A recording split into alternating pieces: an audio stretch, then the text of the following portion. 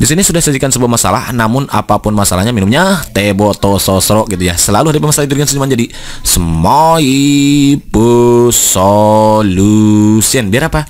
Iya betul, biar ada inspirasi gitu kan ya.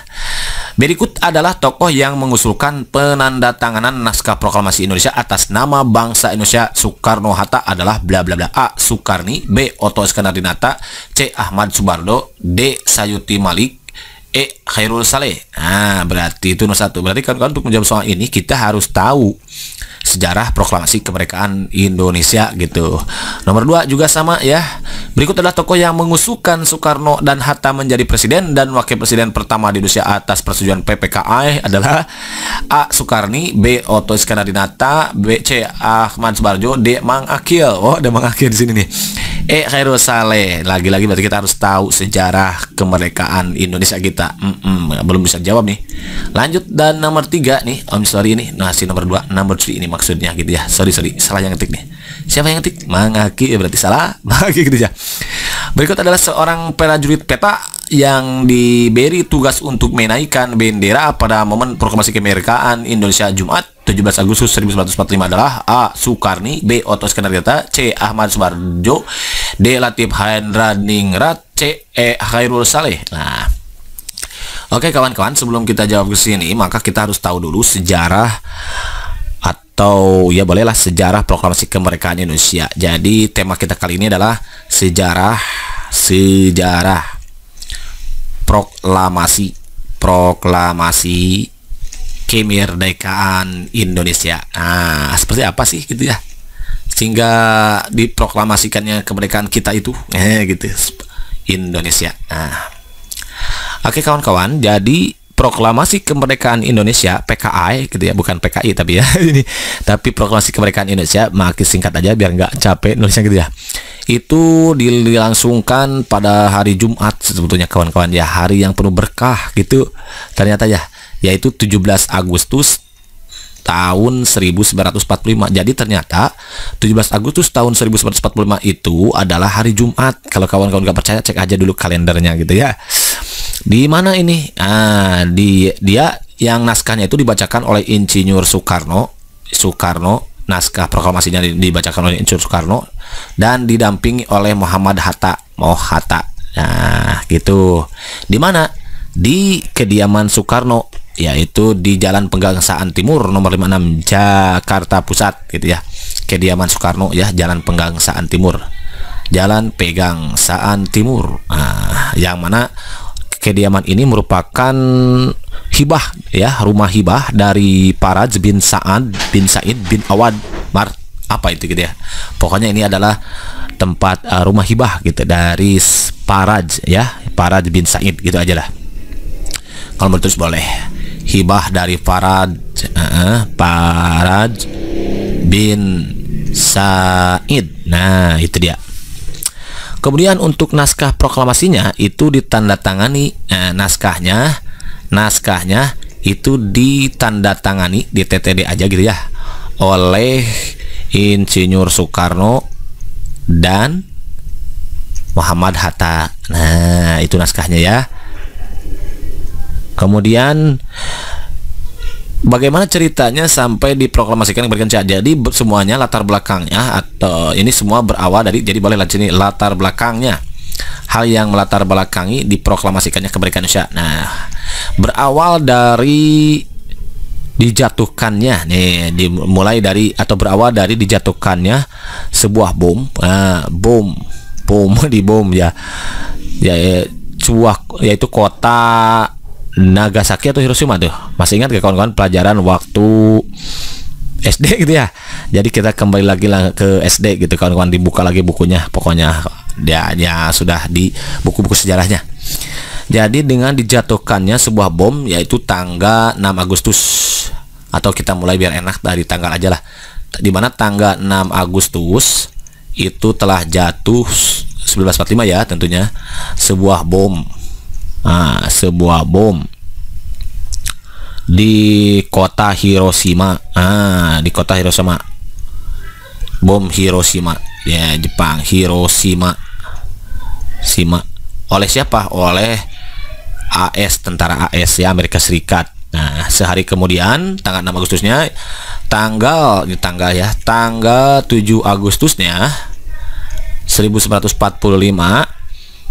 BPUPKI kan dibubarkan ya. BPUPKI itu dibubarkan, kemudian dibentuklah PPKI. Jadi PPKI itu dibentuk tanggal 7 Agustus tahun 1945.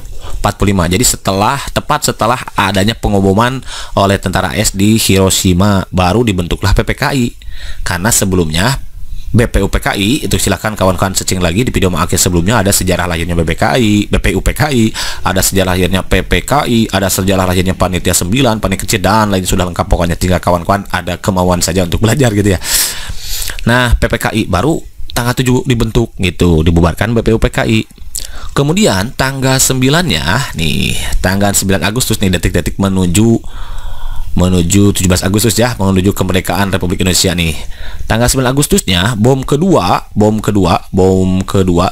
kembali dijatuhkan di Nagasaki. Nah, Nagasaki itu di hari berikutnya di tanggal 9-nya. Ya, hingga akhirnya tanggal 9 ini Jepang menyerah kepada sekutu. Nah, Jepang menyerah kepada sekutu AS dan sekutunya gitu ya. Nah, momen ini lalu dimanfaatkan oleh Indonesia untuk memproklamasikan kemerdekaannya, kawan-kawan. Maka tanggal 10 Agustus nih, berurut ya, 6, 7, 9 ya. Tanggal 10 Agustusnya, tanggal 10 Agustus 1945-nya ada seorang tokoh nasional yaitu Sultan Syahrir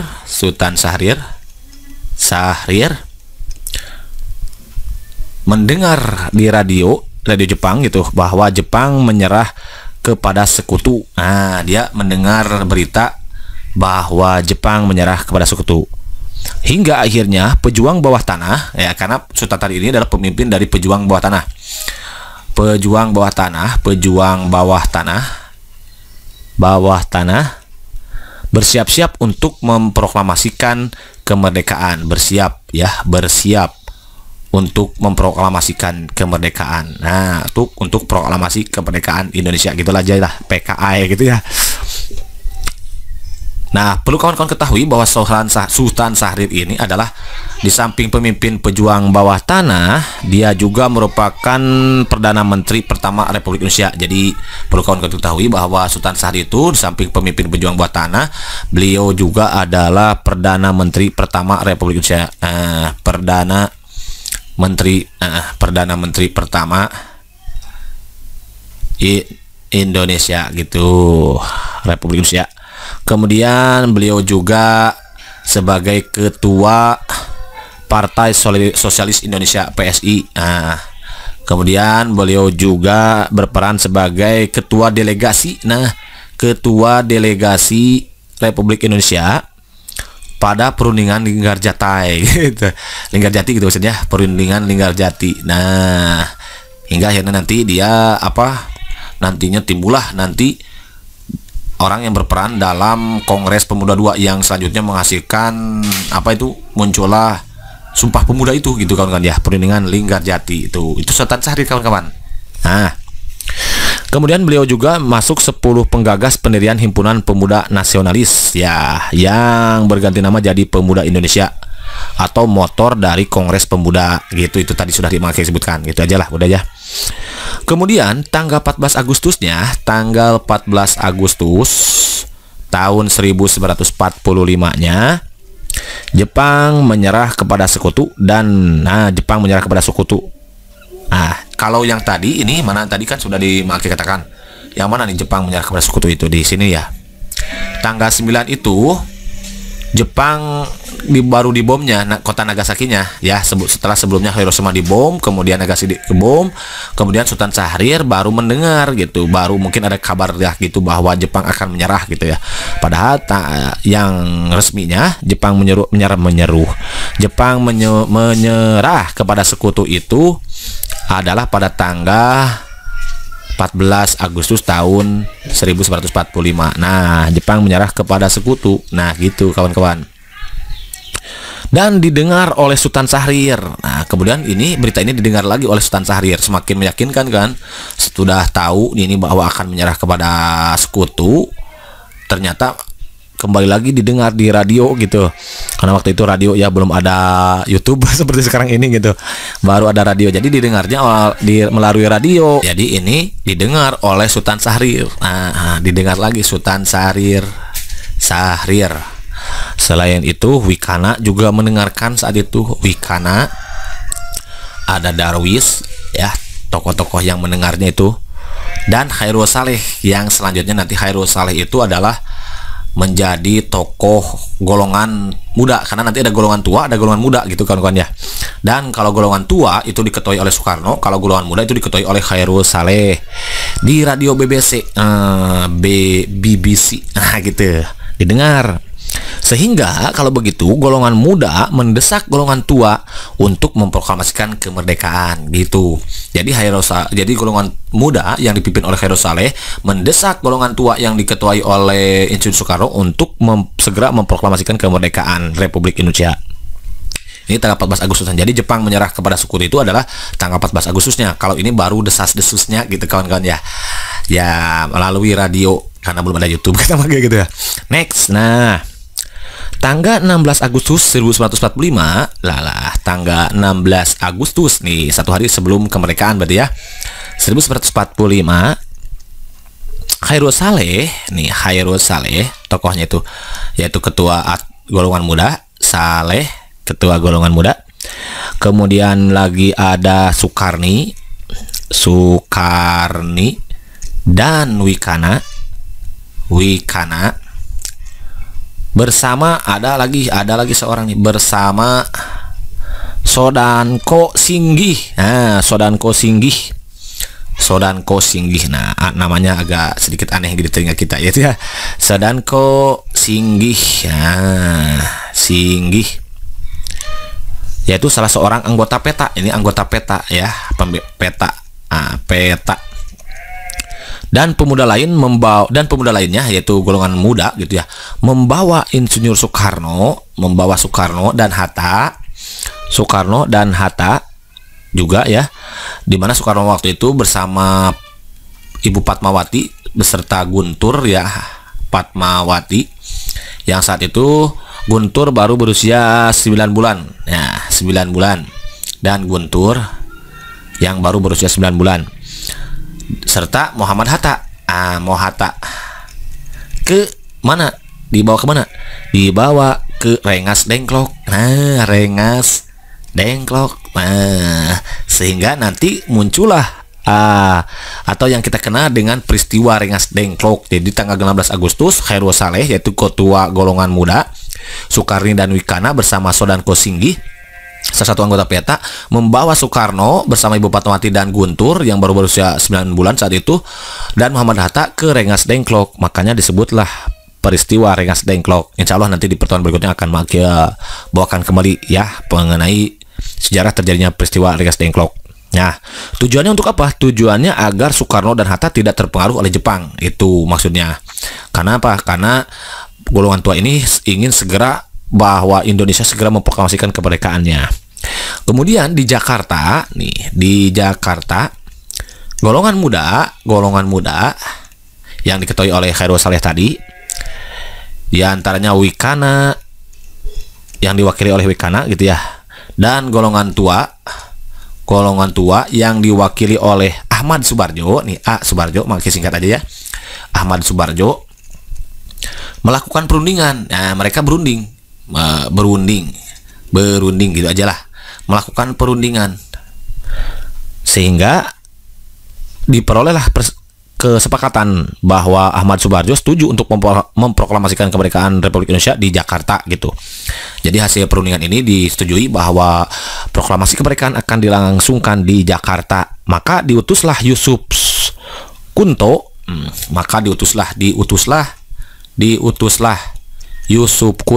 Yusuf Kunto untuk mengantar Ahmad Subarjo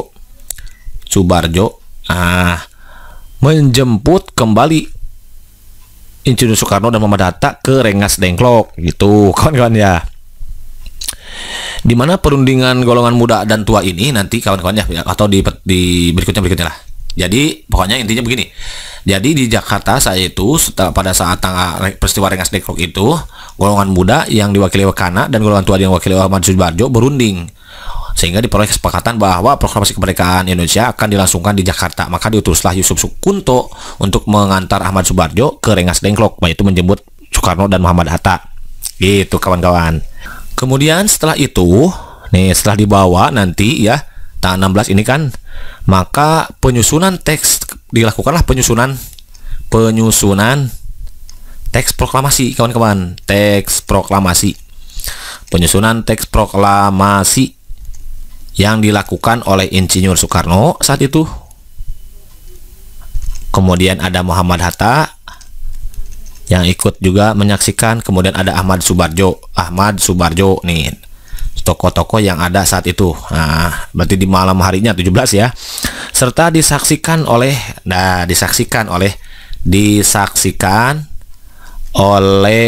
nah kalau ini penyusunannya ya, proses penyusunannya yaitu Insinyur Soekarno, Muhammad Hatta dan Ahmad Subarjo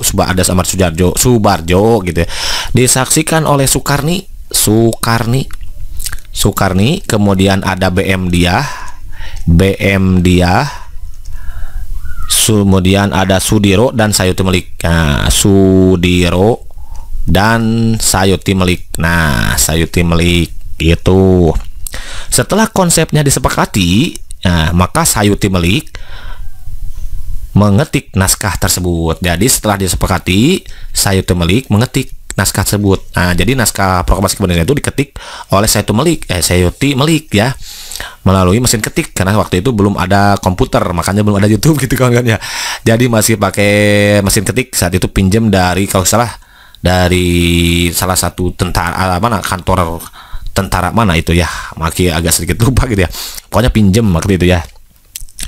Kemudian Sukarni mengusulkan kepada Soekarno gitu ya, atau Sukarni, mana Sukarni, ada Sukarninya tadi. Sukarni, nah itu deh, ada Sukarni ya. Kemudian Sukarni mengusulkan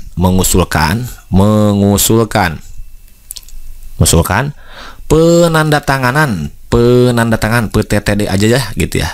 Penandatanganan teks proklamasi tersebut adalah Insinyur Soekarno dan Muhammad Hatta atas nama bangsa Indonesia. Dengan nama atas bangsa Indonesia. Jadi diusulkan agar naskah tersebut ya, penandatangan naskah oleh Insinyur Soekarno dan Muhammad Hatta dengan nama atas nama bangsa Indonesia, makanya kan gitu ya bunyi ya, Soekarno Hatta gitu. Itu sebetulnya usulan dari Sukarni. Gitu kawan-kawan ya. Lanjut tanggal 16 nih. Nah, pagi harinya tanggal 17 Agustus yaitu hari Jumat 1945, pada pagi harinya di kediaman Soekarno itu telah hadir Suwirjo,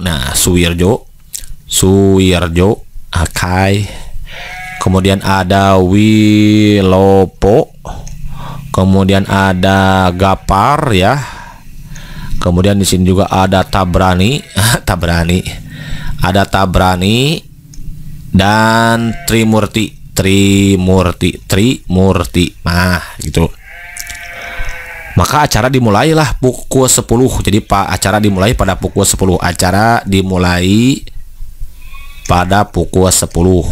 Gitu kawan-kawan. Dengan pembacaan naskah proklamasi oleh Insinyur Soekarno, disambungkan atau dilanjutkan dengan sambutan ya, tanpa teks saat itu oleh Soekarno. Gitu kawan-kawan. Kemudian bendera merah putih. Nah, bendera merah putih dikibarkan, yang mana bendera merah putih ini dijahit oleh Ibu Fatmawati gitu kawan-kawan ya. Dijahit oleh Ibu Fatmawati. Jadi perlu ke siapa yang ini? Itu adalah Ibu Fatmawati, dijahit oleh Ibu Fatmawati. Ibu Fatmawati.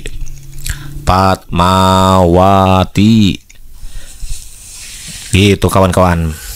Kemudian setelah pidato Soekarno dilanjutkan oleh pidato Suwirjo. Siapa Suwirjo itu? Nah, Suwirjo itu adalah saat itu menjabat sebagai wakil wali kota Jakarta. Ini Suwirjo ini. Jadi ada sambutan dari Suwirjo. Siapakah beliau? Nah, dia adalah wakil wali kota Jakarta saat itu, wali kota Jakarta, Jakarta, dan Muwardi. Awalnya pengibaran bendera merah putih ini diinstruksikan untuk dilakukan oleh Trimurti yang ini nih.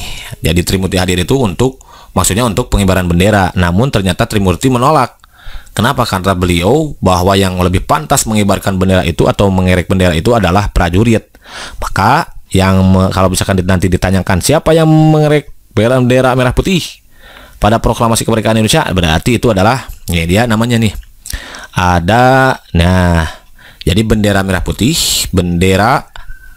merah putih MP itu ya dikibarkan oleh Latif. Namanya itu Latif Hendraningrat. Gitu ya. Hengrat yang merupakan seorang prajurit peta. Jadi beliau ini adalah prajurit peta dan dibantu oleh Suhud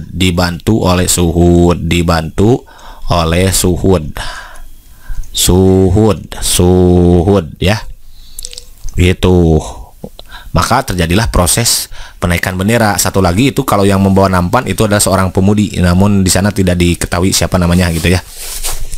Itu kawan-kawan tentang proses terjadinya proklamasi kemerdekaan Indonesia sampai dikibarkan benderanya. Maka tanggal 18 Agustus setelah proses kemerdekaan ini, tanggal 18 Agustus karena Indonesia sudah memproklamasi kemerdekaannya, maka tanggal 12 Agustus PPKI mengambil keputusan. Nah, nyambungkan tuh ke PPKI. Kalau kawan-kawan sudah membaca sejarah lainnya PPKI ini akan nyambung bahwa terjadi kan tanggal 12 Agustus itu PPKI melakukan sidang gitu kan untuk yang pertama kalinya. Di mana PPKI itu gitu ya melakukan sidang berapa kali? Iya betul ya. Ada yang melakukan sidang dimulai di tanggal 18 Agustus itu sidang pertamanya. Jadi yang mengambil keputusan apa? Mengesahkan dan menetapkan undang-undang sebagai mengesahkan dan menetapkan Undang-Undang Dasar sebagai dasar negara Indonesia, negara Republik Indonesia. Gitu kawan-kawan. Ini sesuai dengan hasil sidang pro PPKI itu ya yang pertama. Kemudian setelah itu Soekarno dan Hatta atas usul Onto Iskandar Dinata, jadi masih disidang juga nih sebetulnya. Masih disidang juga nih. Atas usul Otto Iskandar Dinata dan disetujui oleh PPKI, maka dijadikanlah Soekarno Hatta sebagai presiden dan wakil presiden Republik Indonesia yang pertama. Gitu kawan-kawan sejarahnya itu ya, yang nantinya akan dibantu oleh sebuah komite nasional. Itu sudah dikatakan di hasil sidang PPKI yang ke-1 gitu kawan-kawan. Jadi tanggal 18 Agustus itu disahkanlah undang-undang sebagai dasar negara. Kemudian atas usul Otto Iskandar Dinata, maka diangkatlah Soekarno dan Muhammad Hatta sebagai presiden dan wakil presiden yang pertama di Republik Indonesia dengan persetujuan PPKI. Begitu kawan-kawan ya. Jadi kalau sudah begitu nih, kita sudah tahu nih sejarah proklamasi kemerdekaan itu seperti itu. Maka bisa kita jawab tadi pertanyaan tadi ya, yang tadi ini. Nah, ini dia. Jadi tokoh yang mengusulkan penandatanganan naskah proklamasi Indonesia atas nama bangsa Indonesia Soekarno Hatta adalah Soekarni kawan-kawan ya.